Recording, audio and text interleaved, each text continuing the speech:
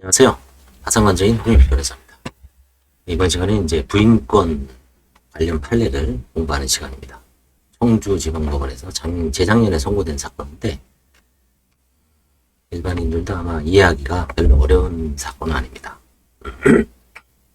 결국 이제 관제인이 최종적으로 승소했습니다. 피고에게 승소해서 3,599만원 과액배상을 명받은 판결입니다. 원래는 이제 채무자가 부동산을 다른 사람에게 급하게 양도를 해서 그 차액을 이제 승소한 거죠, 결국은. 근저당권이라든가 임대차 보증금 이런 거 다 빼고 그 가액 평가를 해서 나머지 차액 3,600 정도를 승소한 사건입니다. 쟁점은 이제 한번 읽어보시면 쭉 나옵니다. 사실관계는 A부터 E도 나오고 F도 나오고 여러 가지가 나오는데 결론은 회사가 이제 특약점, 어떤 상품 판매점한테 물건을 납품하고 채무자는 이제 물건 대금을 지급하는 거죠, 물품 대금을. 그런 관계로 이제 영업을 하다가 결국 채무자가 이제 어려워진 거죠. 채무자가 어려워지니까 결국은 자신이 가진 부동산을 있죠, B가 원래 채무자입니다. 파산 채무자. 부동산을 처분한 겁니다. 2018년 11월 28일 채무자는 그의 유일한 재산인 이 사건 부동산에 관하여 피고와 사이에 매매 예약을 체결한 거죠. 일단 처음에 매매 예약과 가등기를 한 겁니다. 그 다음에 이제 보름 후에 12월 13일 매매 대금을 9억 3,200으로 정해서 매도하기로 하고 1월 달에 부동산에 관한 소유권 이전 등기를 맞춰주고 1월 18일 그러니까 A가 채권자겠죠. 일반 채권자. 1월 10일 이 매매 예약이 사행이다.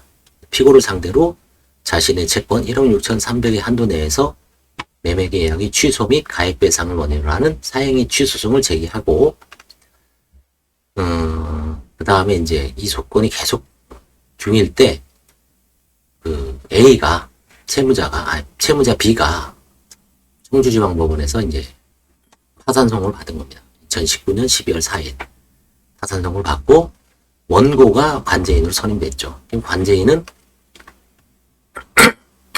채권자 A를 수개하죠. 그 다음에 이제 A를 수개하고 청구 원인을 부인의 소로 변경을 합니다. 그리고 이제 2020년 3월 3일 청구 취집이 원인을 변경했습니다. 그래서 이제 최초의 판단이 이 사건 매매 예약 및 매매 계약의 부인을 구하는 부분. 이거는 이제 각하를 받았습니다.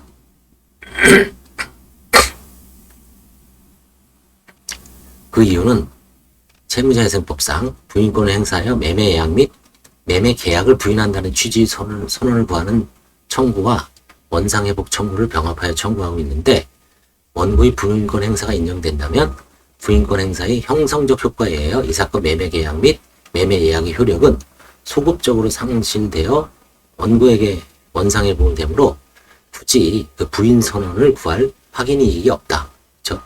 보통 이제 이행 청구만 하죠. 그래서 확인을 구하는 부인을 구하는 부분은 이제 부적법 각하입니다. 결국 이거는 이제 관제인이 약간 좀 판단을 잘못한 거죠. 그냥 매매 예약, 소유권 이전 등기, 말소 등기의 부인 청구를 이행하라 이런 청구만 했으면 되는데 쓸데없는 매매 예약 및 매매 계약에 관해서 부인 선언 취지를 해서 이제 각하 판결을 받은 겁니다. 그 다음에 이제 원상회복 청구에 대한 거는 당연히 이거는 확립된 법률이죠. 사행위뿐만 아니라 편파행위도 포함된다. 그 다음에 수익자의 선의는 수익자가 자신의 선의를 입증해야 된다. 그래서 부인 대상 행위 성립. 그래서 매매 예약 자체가 이 당시에 이제 적극 재산은 9억 2,300, 부동산 합계는 9억 2,400으로 보고 채무자의 부동산 가액의 합계는 9억 2,400이고요.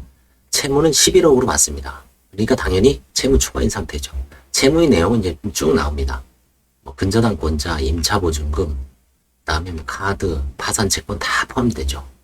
합쳐보니까 약 한 2억 정도가 마이너스죠. 그래서 이제 이 사실이 인정된 걸 보면 절대적으로 감소시키는 사행위뿐만 아니라 이 사건은 이제 여기서 이제 편파행위가 아니라 이건 사행위로 봤습니다. 부인 대상 행위에 해당하는 사행위로 본 거죠. 그리고 이제 피고의 악의는 추정된다. 그래서 이제 피고는 채무자에게 지급한 매매대금 이제 항변을 합니다. 난 선입니다. 왜? 부동산에 대한 감정평가가 9억 얼마였죠. 그 다음에 B에게 지급한 매매대금은 그 채무 금액 플러스 합치면은 그 채무보다 많다. 그죠? 그 다음에 친인척 관계도 아니다. 이거는 이제 감정평가를 초과한 것이라니까 헐값에 매매한 게 아니라는 얘기죠. 조금 남았다 그래도. 그 다음에 친인척 관계도 아니고 서로 다른 지역에 거주하고 있어 피고로서는 이 사건 매매계약 및 매매계약 당시 부동산 등기부에 나타난 채무, 그러니까 근저당 채무와 임차보증금만 알 수 있었지 채무장이 다른 신용채무는 결론은 자신은 선이다. 약간 뭐 부동산 아주 헐값에 산 것도 아니고 친척 관계도 아니고 서로 다른 거주 지역에 있어서 그 등기부에 있는 채무만 알지 다른 채무에 대해서는 알 수 없었다. 그래서 이제 이런 저희가 이제 그 선의의 항변할 때 가장 지금 제가 이제 생각을 해보면 선의 항변으로 이런 거를 사행위 소송에서 이기려면 매매계약의 적정 가액인지 부동산 중개인을 끼고 적절한 복비를 지급하고 했는지 매매계약이 갑작스럽게 이뤄진 게 아니라 정상적으로 계약금, 중도금, 잔금을 지급했는지 이것만으로는 좀 부족하죠. 요즘 하도 파산자가 많으니까 결국은 이제 가장 좋은 거는 여기에 이제 요즘은 이제 임대차 국세 체납 여부까지 조회를 할 수 있고요.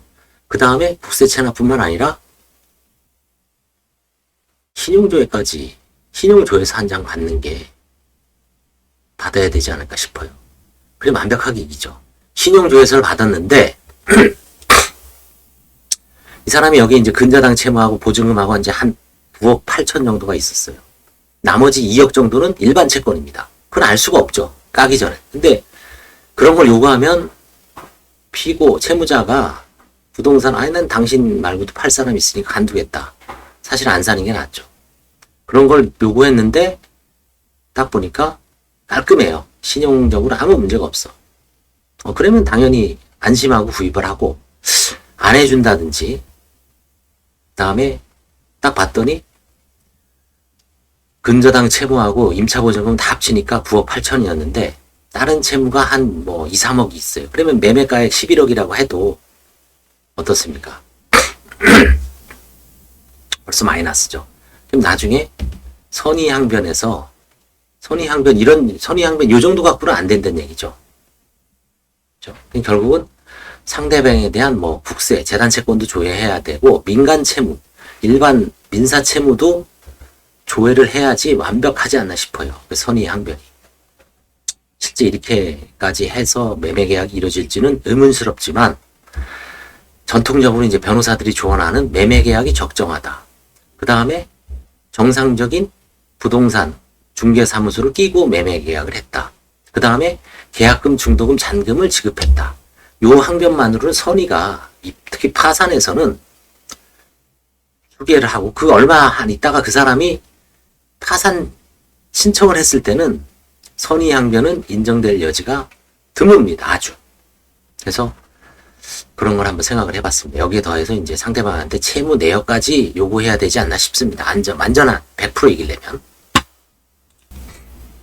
그래서 선의 항변은 기각됐습니다. 받아들이지 않았죠.